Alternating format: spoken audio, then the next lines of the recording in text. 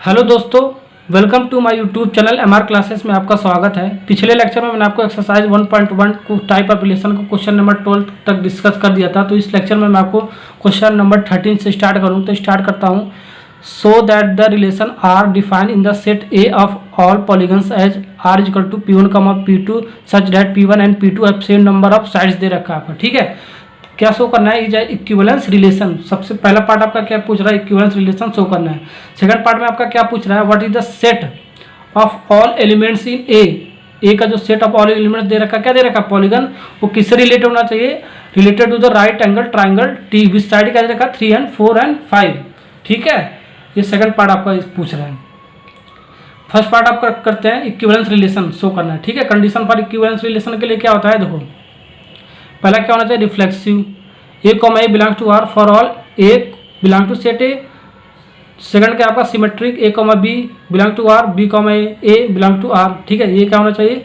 इसका उल्टा हो जाता है। ठीक है, ये आपका symmetric for all A comma B belong to set A से आना चाहिए आपका। ठीक है, थर्ड क्या आपका? ट्रांजिटिव। इसके लिए क्या होता है? A comma B belong to R, B comma C belong to R, A comma C belong to R, ये होता है। ठीक है, for all A B C belong to set A से आपका आता है। ठीक है, ये ए बी सी में हम फॉर्म में लिख दिया है। ठीक है, अब हमें प्रूव करना, दिखाना कैसे है? P1, P1, P2 and P3 में दिखाना है। ठीक है, इसमें ABC में है तो हम P1, P2, P3 में लैंग्वेज पार्ट में हम लिख लेंगे। ठीक है, देखो गिवन डेटा क्या दे रखा है आपका?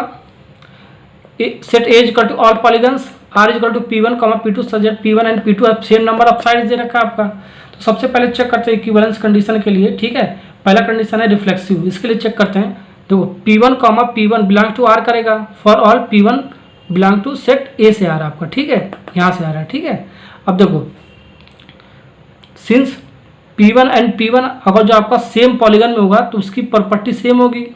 अगर जो P1 एंड P1 आपका सेम पॉलीगन्स में होगा तो उसकी प्रॉपर्टी सेम होगी। प्रॉपर्टी सेम होगी तो उसका क्या होगा? नंबर ऑफ साइड भी सेम हो जाएगा, ऑटोमेटिक सेम हो जाएगा। ठीक है, अगर जो सेम पॉलीगन में होगा तो उसकी खुद की प्रॉपर्टी होगी। तो खुद की प्रॉपर्टी होगी तो खुद का रिलेशन होगा। तो वही तो होता है रिफ्लेक्स, खुद का रिलेशन। तो P1, P1 लिख सकते हैं बिलोंग टू आर। ठीक है, ये तो लिख सकते हैं ना। तो हेंस आर क्या होगा आपका? रिफ्लेक्सिव हो गया। ओके, सिमेट्रिक के लिए चेक करो। इसमें क्या था? ए कॉमा बी, उसका उल्टा होता था बी कॉमा ए होता था। इसमें क्या है? P1, P2 ले रखा हमने। ठीक है, P1, P2 belong to R, ये तो हमारा रिलेशन दे रखा है। P1 and P2 have same number of side. तो हम तो इसका उल्टा भी तो कर सकते हैं। अगर जो हमारा P1 इक्वल टू P2 है तो P2 इक्वल टू P1 भी तो लिख सकते हैं। इक्वलिटी का साइन है, P2 इक्वल टू P1 भी लिख सकते हैं। तो P2, P1 belong to R करेगा। P2 एंड P1 है सेम नंबर ऑफ साइड हो जाएगा, कह सकते हैं हम। ठीक है, तो हेंस R आपका क्या होगा? सिमेट्रिक हो गया। ठीक है, ट्रांजिटिव के लिए चेक करो। उसमें ABC था तो हमने P1, P2, P3 माना है। ठीक है, इस कंडीशन के हिसाब से। ठीक है, P1, P2 belong to R, ये तो कंडीशन आपका दे ही रखा है। ठीक है, P2, P3 belong to R, P2 and P3 have same number of side. उसमें BC था तो हमने यहाँ P2 और P3 मान लिया। ठीक है, लास्ट वाला देखो करेगा P1 एंड P3 करेगा, P1 and P3 belong to R करेगा। ठीक है, तभी तो हमारा ट्रांजिटिव होगा। तीनों कंडीशन सेटिस्फाई करना चाहिए। P1 and P3 have same number of side. ठीक है, ये P1 एंड P3 है सेम नंबर ऑफ साइड हो रहा था, यानी कि P1, P3 belong to R करेगा आपका। ठीक है, ये ट्रांजिटिव भी आपका सेटिस्फाई कर देते हैं। R इज क्या होगा आपका? ट्रांजिटिव। देखो एक एग्जाम्पल देकर मैं समझा देता हूँ। ठीक है, मान लो सीता, गीता, रीता तीनों बहनें हैं तो तीनों में रिलेशन होगा। तो कह सकते हैं, मान लो सीता P1 है, P2 क्या है? गीता है, P3 क्या है? रीता है। ठीक है, सीता जो है गीता की बहन है तो P1, P2 belong to are लिख सकते हैं। ठीक है, गीता जो आपकी है रीता की बहन है, गीता जो आपकी रीता की बहन है तो P2, P3 belong to are लिख सकते हैं। ठीक है, अब देखो, तो ये भी तो कह सकते हो आप, सीता जो है रीता की बहन, ये भी तो कह सकते हो ना। तो आपस में रिलेशन है, बहनें। तो सीता आपकी है रीता की बहन है तो P1, P3 लिख सकते हैं। P1, P3 लिख सकते बिलोंग टू आर।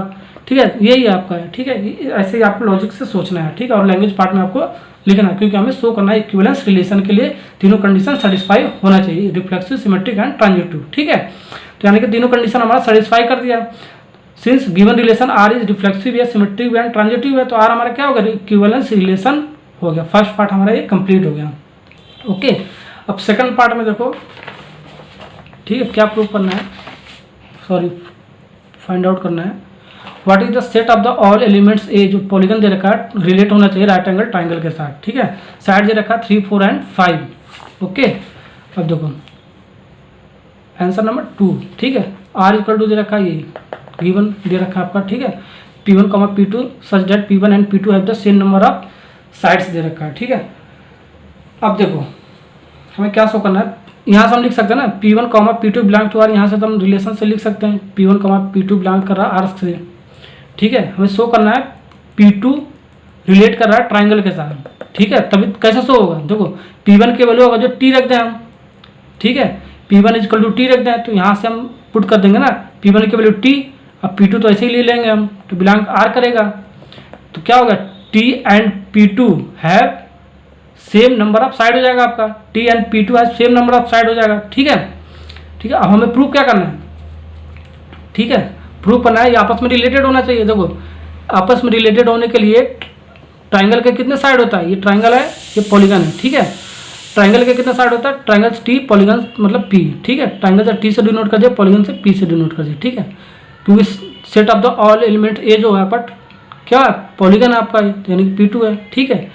आपस में रिलेटेड होना चाहिए, इसके लिए ट्राइंगल कितने साइड होता है, 3 ही साइड तो दिया हमारा, 3 साइड दिया था ना हमारा, देखो 3 साइड दिया था हमारा ट्राइंगल का, 3 साइड हमारा ट्राइंगल का दिया था, 3, 4 एंड 5 आपस में रिलेटेड दिखाना है, ओके।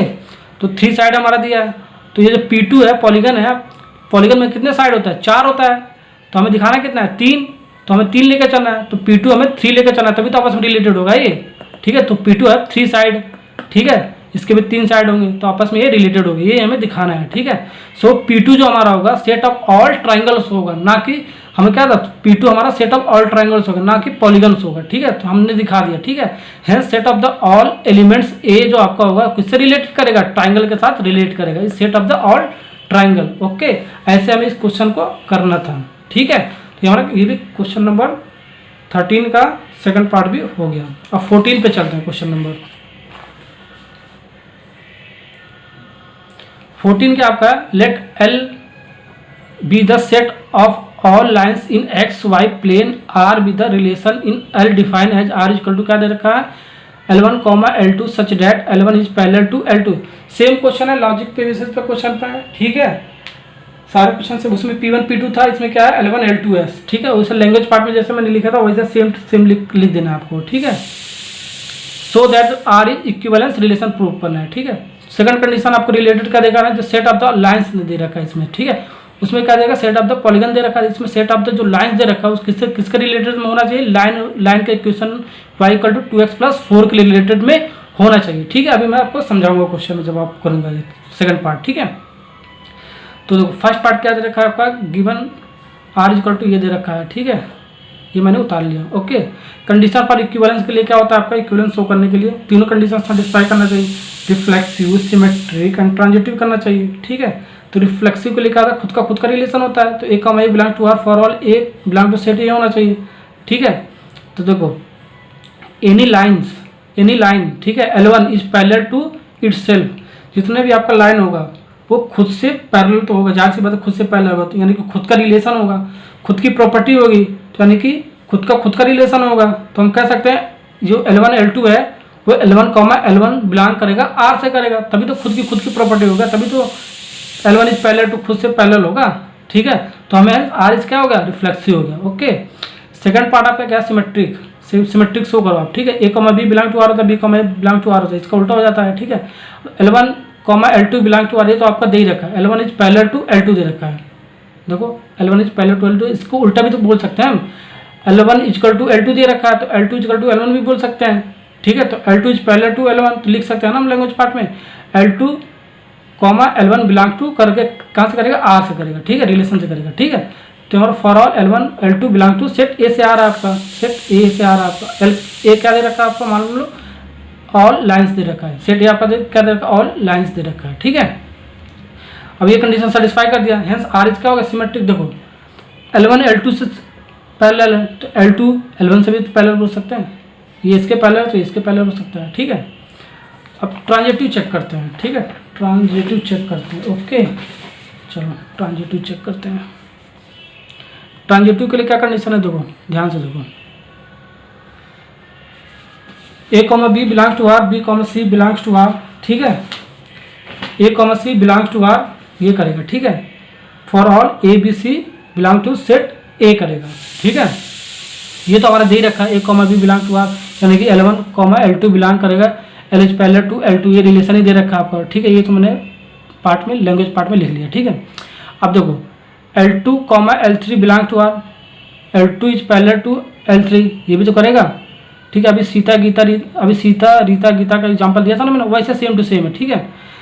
फिर लास्ट वाला भी करेगा, L1 L3 भी करेगा, L1 L3, ठीक है, ये भी तो करेगा बिलोंग टू आर, ठीक है, ये भी तो करेगा L1 is parallel to L3, ठीक है। For all L1 L2 L3 implies for belong कहाँ से करेगा, सेट ए से करेगा, ठीक है। यानी कि ये क्या होगा, ट्रांजिटिव भी हो गया, ठीक है। देखो मान लो 3 लाइन है, L1 L2 L3, ठीक है। L1 L2 पैरेलल है आपका, L1 L2 पैरेलल है, ठीक है। L2 L3 भी पैरेलल है, ठीक है। तो हमारा जो L1 है L3 भी तो पैरेलल हो सकता है, बिल्कुल हो सकता है, ठीक है।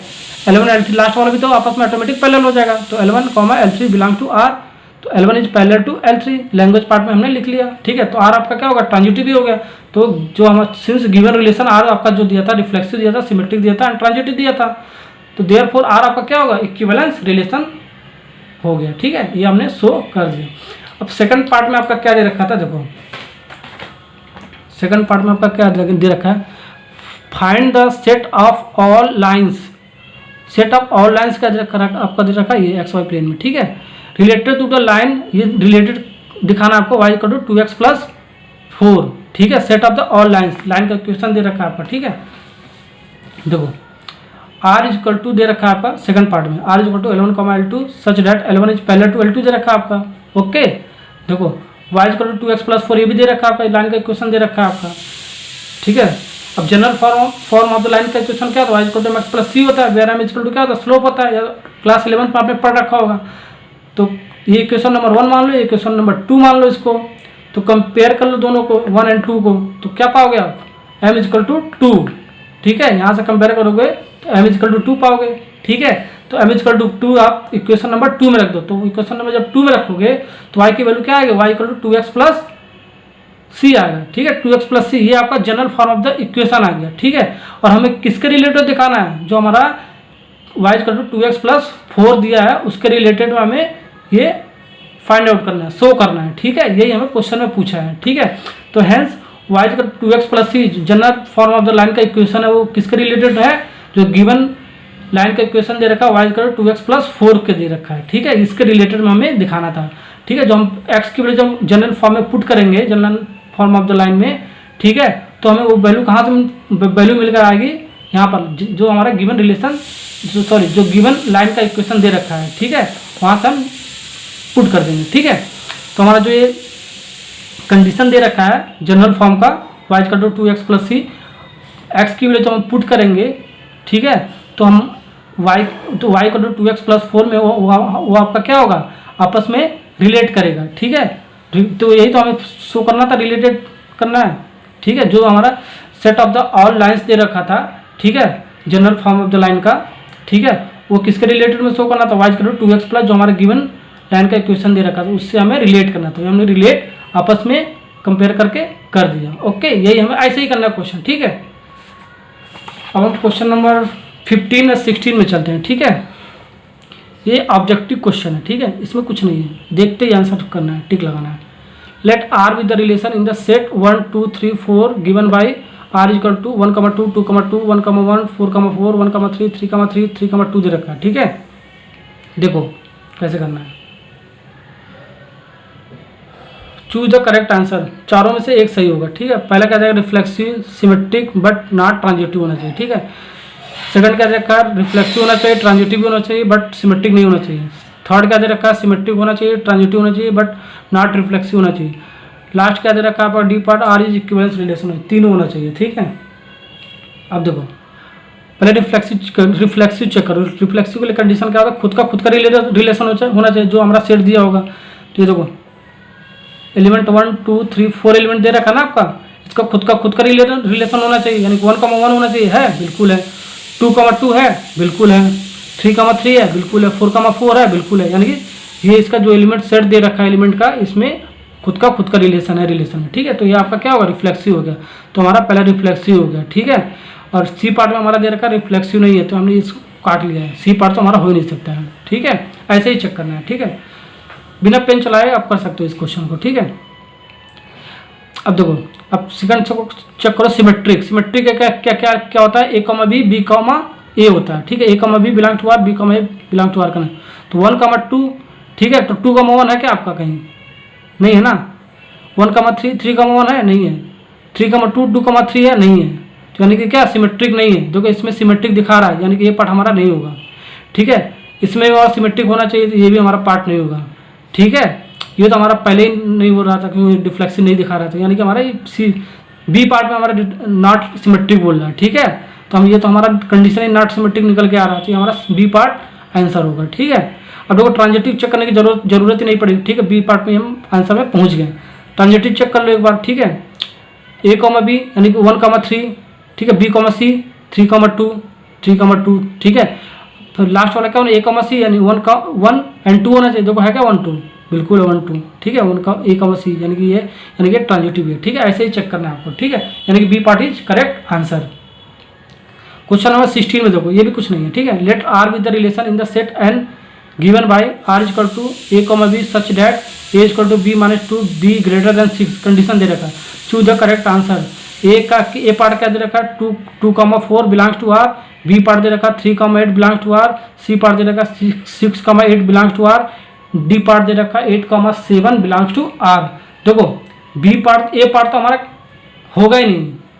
बी ग्रेटर देन 6 दे रखा है आपका, ठीक है। तो ये बी की वैल्यू क्या है, 4 है। ये ए की वैल्यू है, बी की वैल्यू तो 4 है, तो सेटिस्फाई नहीं कर रहा है। ये तो ए पार्ट तो हमारा वैसे ही नहीं होगा, ठीक है।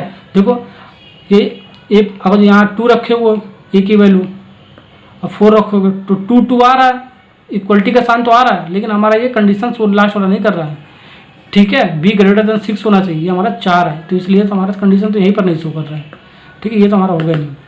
3,8 चेक करो, 3 की वैल्यू रखो, 3,8 नॉट बिलोंग टू आर। मैंने क्यों लिखा, देखो 3 की वैल्यू रख दी, ए की वैल्यू 3 रख दिया, बी की वैल्यू 8 रख दिया, तो 3 नॉट इक्वल टू 5 आ रहा है, ठीक है। ये तो इक्वल ही नहीं आ रहा है इसके, ठीक है। तो ये भी हमारा बी पार्ट भी नहीं होगा, ओके। सी पार्ट चेक करो, 6 रख दो ए के स्थान पे, बी के स्थान पे रख दो 8 रख दो, ठीक। 6,6 ये तो सेटिस्फाई कर रहा है हमारा, ठीक है। ये कंडीशन हमारा सेटिस्फाई कर दिया, ठीक है। यानी सी पार्ट हमारा, C part is a correct answer. D देखो नहीं करेगा, ठीक है। डी क्यों नहीं करेगा, देखो डी रख दो, ए की वैल्यू 8 रख दो, तो 8 इजकल टू बी की वैल्यू 7 रख दो, 7 रखो तो 5 आ गया, यानी 8 इजकल टू 5, तो 8 इक्वल है क्या 5 नहीं है ना, तो नॉट इक्वल टू 5 हो जाएगा, ठीक है। तो ये हमारा डी वाला पार्ट भी नहीं करेगा, तो हमारा C part is a correct answer. तो सी पार्ट हमारा है, ठीक है। तो एक्सरसाइज 1.1 हमारा कंप्लीट हो गया, ठीक है। नेक्स्ट लेक्चर में मैं आपको टाइप ऑफ फंक्शन का थ्योरी पार्ट स्टार्ट करूँगा, ओके। Thank you.